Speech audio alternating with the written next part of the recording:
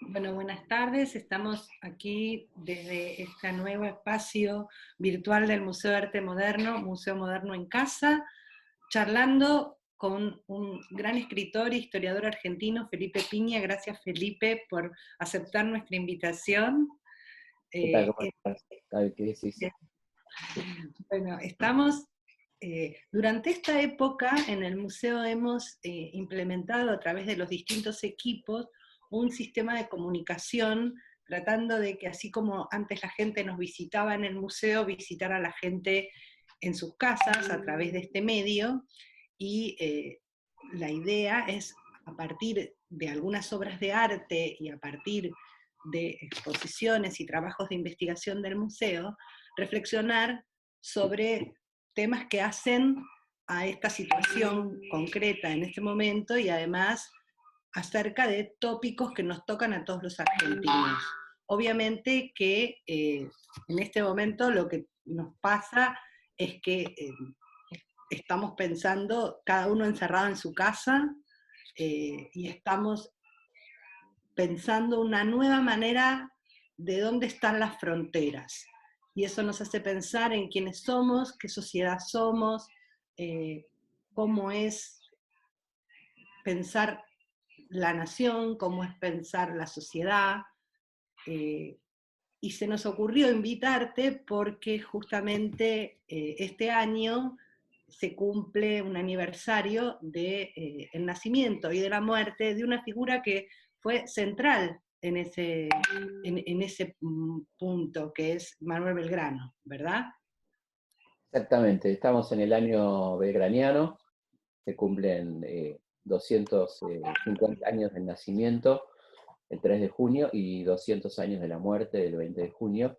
Y bueno, creo que una de las personas más importantes de nuestra historia, un verdadero pionero, uno de los primeros en pensar la patria, donde la patria todavía estaba bastante lejana, en épocas del virreinato, en esas famosas memorias del consulado, donde él iba dejando un programa de país que ojalá algún día tomemos por completo, porque la verdad que está ahí para usarse, ¿no? Un programa que propone la igualdad de género, que propone, bueno, algo, pensemos en lo que era pensar en igualdad de género en 1795, ¿no? Cuando nadie hablaba de esto, dicho por un varón, por otro lado, eh, proponiendo el acceso al nivel educativo para los 3 niveles de educación para la mujer, cuando todavía en Buenos Aires no había universidad. El tema del fomento de la industria nacional, ¿no?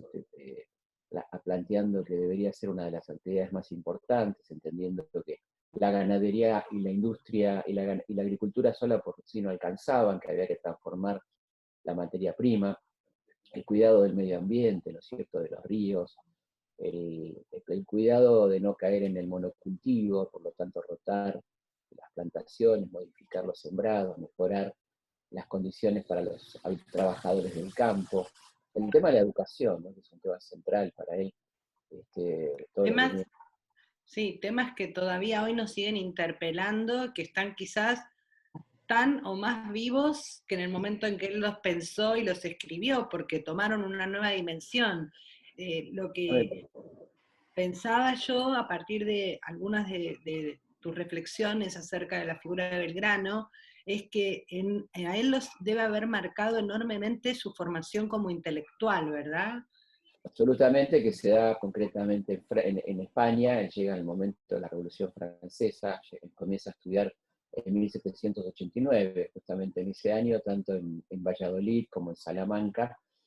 Y obviamente en las facultades no circulaban oficialmente esos libros, pero sí entre los estudiantes, ¿no?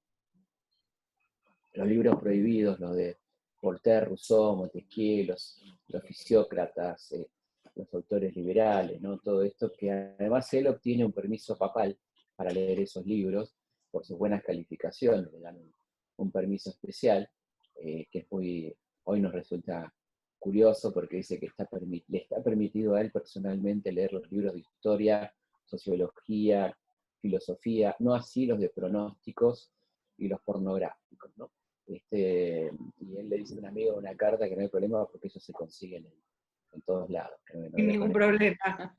con esa prohibición. Y también, bueno, claro, ahí recibe una profunda formación, y él la trae, de alguna manera es un puente, ¿no?, entre ese pensamiento ilustrado de fin del siglo XVIII y lo que está empezando a pasar en la colonia, con este afán didáctico, ¿no? Él tiene una cuestión tremendamente didáctica que aparece también en sus escritos periodísticos, porque él va a ser un pionero del periodismo también, ¿no? También hay una cuestión interesante, estamos hablando en un museo, es el fundador de la escuela de dibujo, ¿no? Él funda la escuela de dibujo, con una intención fundamentalmente técnica, casi una escuela de dibujo, pero orientada a la técnica, ¿no? Una escuela que va a ser cerrada rápidamente por el virrey, porque considera que es un gasto inútil, ¿no? Fíjate vos, nos resuenan esas palabras, ¿no?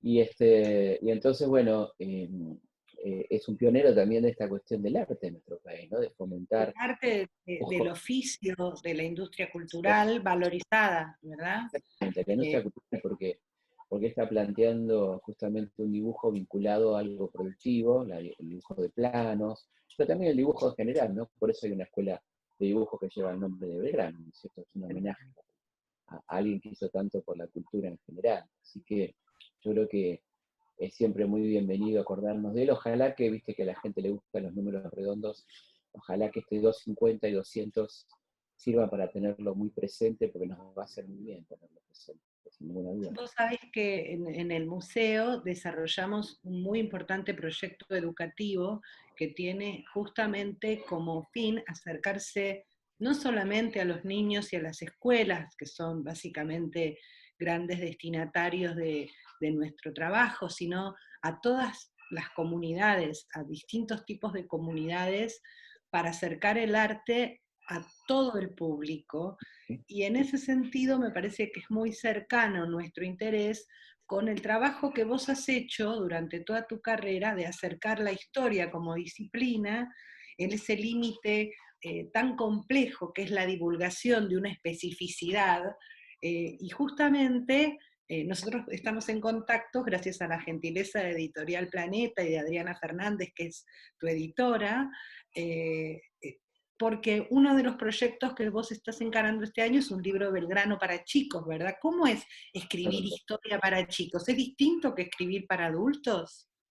Sí, completamente. La verdad que yo vengo haciéndolo hace mucho tiempo con las historietas, hace unos 15 años aproximadamente, 14 años, y es todo un lenguaje distinto, es un público hermoso, el público infantil, un público muy exigente también, y bueno, es otra manera de contarla, por supuesto los contenidos son los mismos, ¿no? Pero el tema es cómo lo contás. Sin Y esto, banalizar, sin claro, banalizar y sin de manera, primero prohibido, completamente prohibido subestimar. Prohibido, bien, ¿no?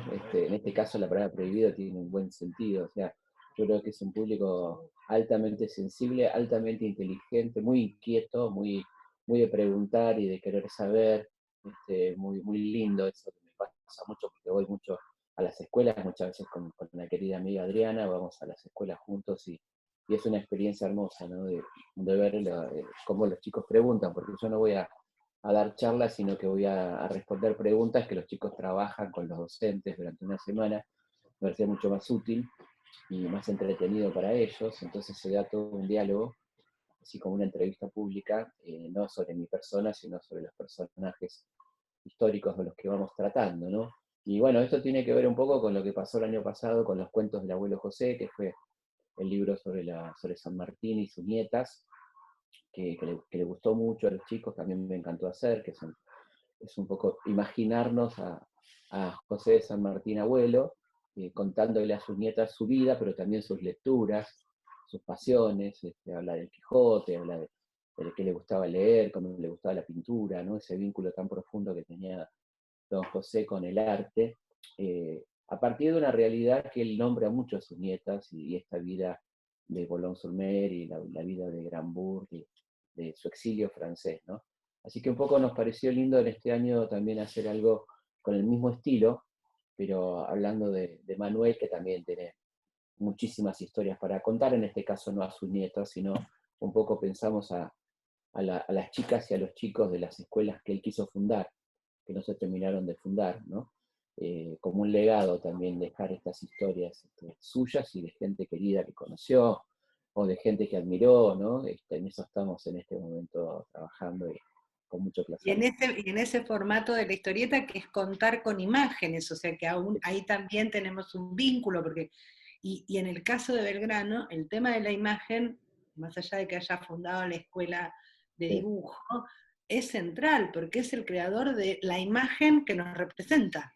absolutamente, sí, la imagen, nada más y nada menos que la bandera, que es todo un símbolo, un momento muy, muy duro para él, porque fue muy criticado por el gobierno de entonces, que era el triunvirato, con el secretario Rivadavia, que era un tipo muy cercano a los ingleses, que no quería saber nada de Inglaterra con nuestra independencia, porque era aliada de España en la guerra con Napoleón, así que cuando él plantea fundar en Rosario las baterías Libertad e Independencia y crear la bandera, se compra un problema bastante grande, lo amenazan con destituirlo, pero él, sin embargo, le piden que destruya la bandera, ¿no? Cosa que por suerte no hace, y la lleva al norte y va a encabezar esa epopeya tan grande y con tantas analogías con el presente que tiene el éxodo jujeño, ¿no? Porque en aquel momento era salgamos todos, que no quede nadie en la casa, en este momento es quedémonos todos en casa, también como una acción colectiva, tanto aquella como esta son acciones colectivas, no son acciones individuales,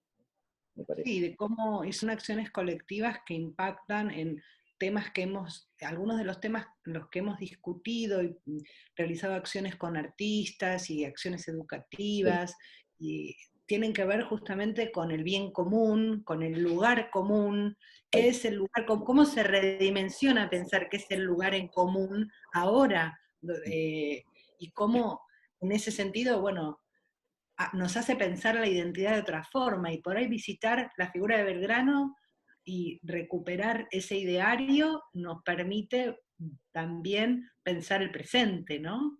y por supuesto, él tenía una frase muy linda que era el bienestar general, fíjate que es una frase que está en nuestra constitución, en el preámbulo, ¿no? Pero que la dijo Belgrano y que planteaba siempre la búsqueda del bienestar general y lo contraponía a un grupo de gente que siempre hubo en la historia argentina que él llamaba los partidarios de sí mismos, ¿no? Que eran enemigos del bienestar general, decía.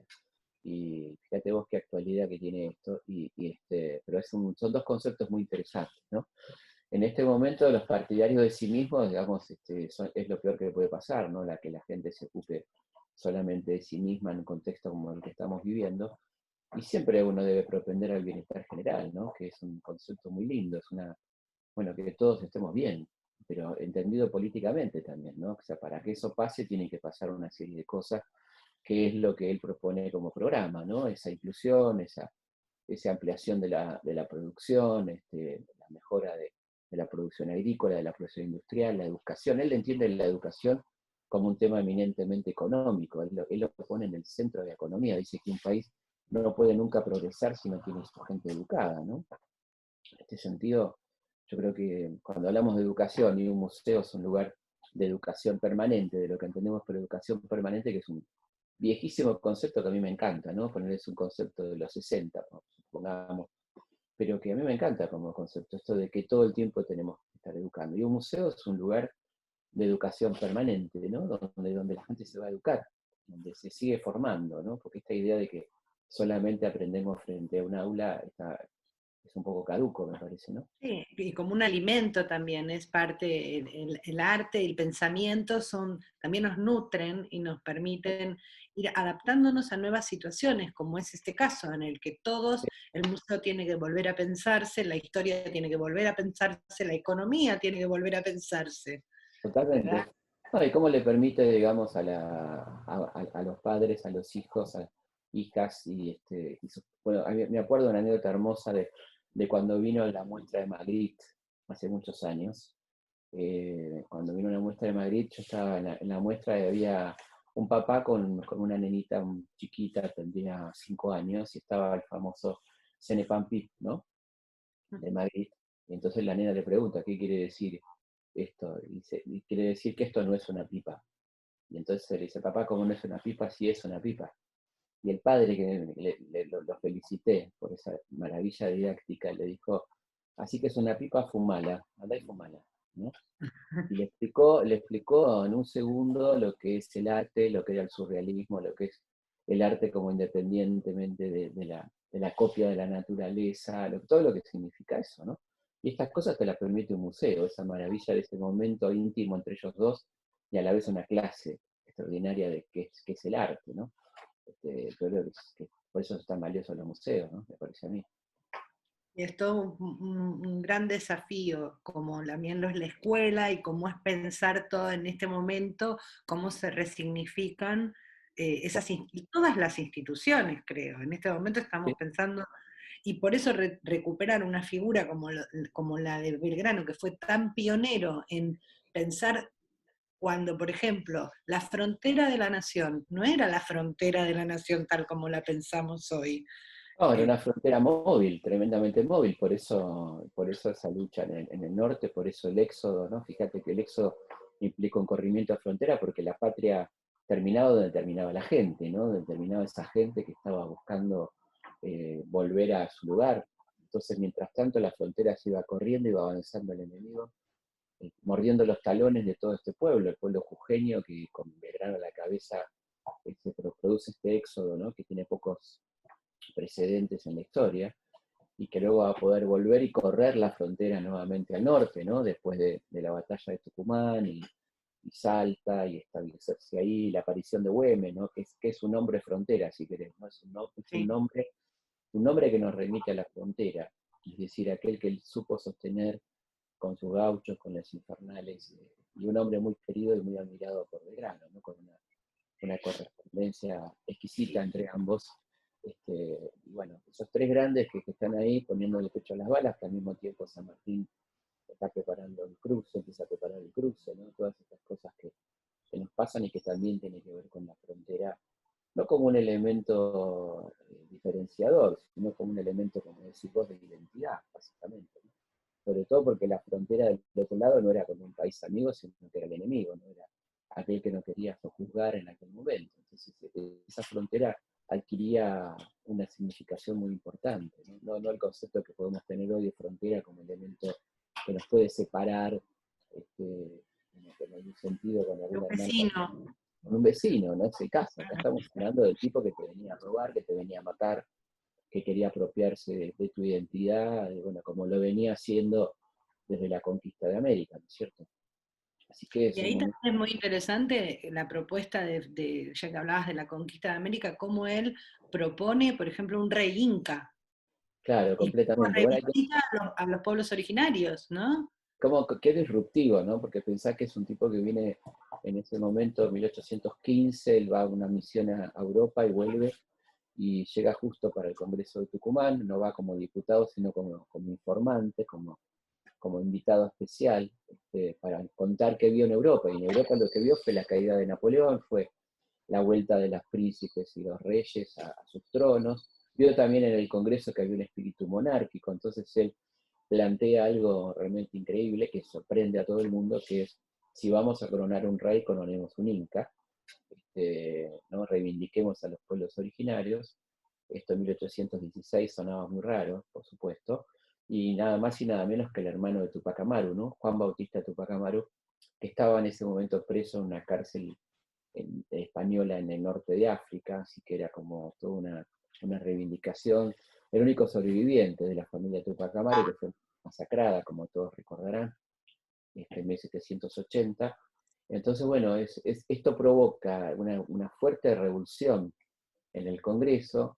Los monárquicos tienen que ponerse a discutir, entonces, y lo que termina logrando Belgrano, que era uno de sus objetivos, es, al rechazarse la candidatura monárquica del Inca, termina también rechazándose la idea de coronar un príncipe europeo, ¿no? Así que es una operación táctica brillante la que hace Belgrano, Ah, además de este homenaje a los pueblos originarios, por supuesto, ¿no? Todo en uno, digamos, en esta gran operación que los pone locos a los porteños, a los diputados muy racistas, ¿no? Que decían, ¿cómo vamos a tener un príncipe en hojotas, un rey de la casta de los chocolates? Todas estas cosas que se dijeron y que recogen las actas del Congreso de Tucumán, ¿no? Un proyecto apoyado con mucha fuerza por San Martín, por Güemes, el del rey Inca, que a veces es ridiculizado, y utilizando algún lenguaje ridículo, ¿no? Porque fíjate que dicen el exótico proyecto del Inca, y no resulta exótico.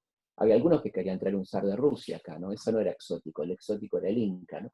Fíjate cómo se leía la historia contemporáneamente y cómo se ha leído después, ¿no? Como te ponen el curioso proyecto de Belgrano, ¿no? O el exótico proyecto de Belgrano, cuando no dicen exótico al príncipe de Luca, todos estos tipos que querían coronar, que eran italianos, franceses, etcétera. Eso no era exótico, el exótico era el Inca, ¿no? Sí, y a lo largo de nuestra historia, yo creo que pensar que ese proyecto no era exótico es realmente algo que recién ahora estamos viendo, porque a lo Totalmente. largo no hace muchos años se seguía considerando de esa forma. Yo te Eh, diría que todavía hay gente que sigue diciendo eso, hoy 2020, ¿no? Pero sí, porque por eso nos permite, digamos, el paso del tiempo y el haber visto la historia de otra manera nos permite acompañar y comprender a 200 años lo que estaba planteando Manuel Belgrano, ¿no? Nos permite verlo con más claridad, me parece. Tuvo que pasar un tiempo importante para darnos la posibilidad de entenderlo, de querer entenderlo y entenderlo, ¿no es cierto? Sí, la verdad que es una figura que, bueno, invito a todos los que nos están mirando a que se acerquen a los libros de Felipe, donde aparece la figura de Manuel Belgrano, y a revisitar nuestra historia, y a todos aquellos que se quieren acercar a nuestro museo virtualmente a través de nuestra página web y de todas las redes pueden hacerlo. Felipe, estás invitado.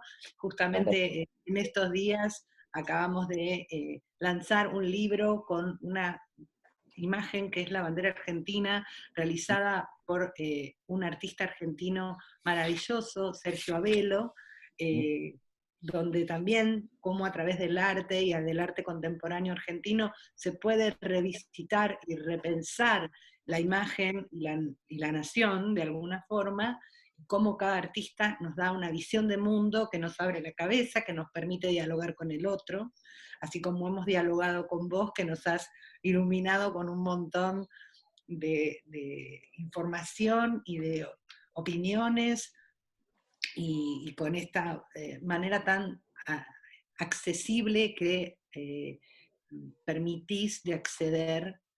Accesible de acceder es una redundancia, pero con esa forma tan amena de poder acercarnos a pensarnos a nosotros mismos, a pensar el bien común, a pensar nuestra historia y nuestra identidad. Te agradezco muchísimo y los esperamos a todos en... Gracias a ustedes y bueno, un placer y un honor estar en esta charla. Un gusto No, grande. gracias a vos.